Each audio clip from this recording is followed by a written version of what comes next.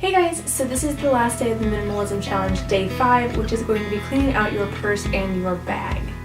Make sure to like this video and please subscribe down below, and also you can find my links in the description box. You can follow me on Twitter, Instagram, and Pinterest. They're all through the same username, ChloeLee_YT, so feel free to go follow me there.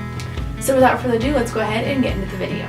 So I'm just going to roll some footage of me cleaning out my purse and my bag and kind of what I kept and what I didn't keep and whatnot, and just kind of showing you guys what I did personally. But I just, again, threw away the trash, took out things that weren't necessary in my bag and my purse, and then put those in their rightful places, and then I put in the things that were actually essential for what I actually use my purse and my bag for.